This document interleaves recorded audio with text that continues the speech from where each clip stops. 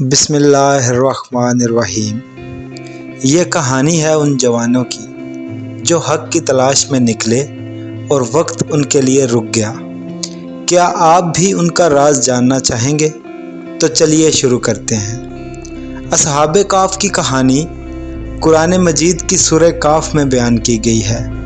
یہ ایک ایمان افروز داستان ہے جو اللہ تعالیٰ کی قدرت اور اپنے نیک بندوں پر اس کی حفاظت کی عکاسی کرتی ہے۔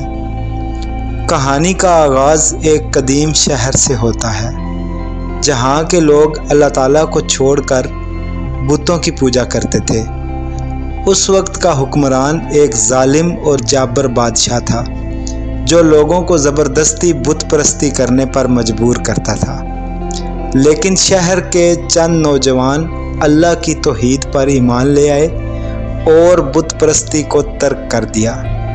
یہ نوجوان جو بعد میں اصحاب کہف کے نام سے مشہور ہوئے، حق کی تلاش میں تھے اور انہوں نے اپنی قوم کی گمراہی اور جھوٹے خداؤں کی عبادت کو ماننے سے انکار کر دیا۔ ان نوجوانوں نے بادشاہ کے سامنے اپنا عقیدہ ظاہر کیا اور کہا کہ وہ صرف اللہ تعالیٰ کی عبادت کرتے ہیں جو آسمانوں اور زمین کا خالق ہے۔ ان کا یہ اعلان بادشاہ کو بہت ناگوار گزرا اور اس نے انہیں سخت سزائیں دینے کا ارادہ کیا۔ خوفزدہ ہو کر نوجوانوں نے فیصلہ کیا کہ وہ اپنے ایمان کو بچانے کے لیے شہر چھوڑ دیں اور اللہ تعالیٰ کی پناہ حاصل کر لیں۔ نوجوان ایک غار میں پناہ گزین ہوئے جہاں انہوں نے اللہ تعالیٰ سے دعا کی کہ وہ ان کی حفاظت فرمائے اور انہیں مشکلات سے نجات دلائے۔ اللہ تعالیٰ نے ان کی دعا قبول کی اور ان پر گہری نیند طاری کر دی۔ وہ غار میں سو گئے اور ان کے ساتھ ایک کتا بھی تھا جو غار کے دہانے پر پہرا دیتا رہا۔ اللہ کی قدرت سے وہ 309 سال تک غار میں سوئے رہے۔ اس طویل نیند کے دوران اللہ تعالیٰ نے ان کی جسمانی حالت کو محفوظ رکھا۔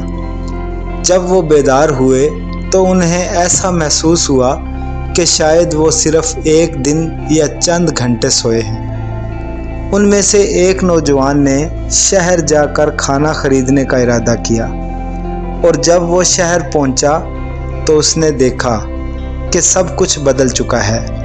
شہر کے لوگ اب اللہ تعالیٰ کی عبادت کرنے لگے تھے اور ظالم بادشاہ کی حکومت کا خاتمہ ہو چکا تھا۔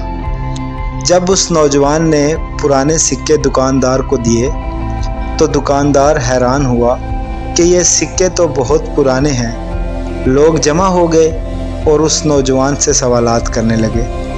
اس نے انہیں اپنی کہانی سنائی تو لوگوں نے اس پر یقین کر لیا کہ یہ وہی نوجوان ہیں جن کے بارے میں پرانی کہانیاں سنائی جاتی تھیں۔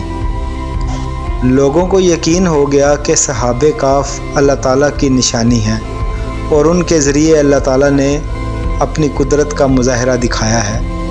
نوجوان دوبارہ غار میں واپس آئے اور کچھ وقت بعد اللہ تعالیٰ نے ان کی روح قبض کر لی۔ لوگوں نے ان کے غار کو ایک مقدس مقام بنا لیا تاکہ وہ ہمیشہ ان کی یادگار رہے۔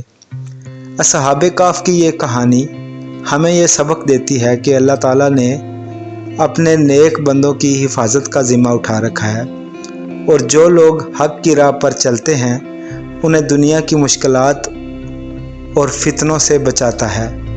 یہ کہانی ایمان کی پختگی، قربانی اور اللہ پر کامل بھروسے کی عکاسی کرتی ہے۔ قرآن مجید میں اللہ تعالیٰ نے اس قصے کو بیان کر کے یہ واضح کیا کہ زندگی اور موت، زمان و مکان سب اللہ کے اختیار میں ہیں۔ اس کے لیے کچھ بھی مشکل نہیں اور وہ اپنے بندوں کو ہر حال میں اپنی قدرت کے ذریعے بچا سکتا ہے۔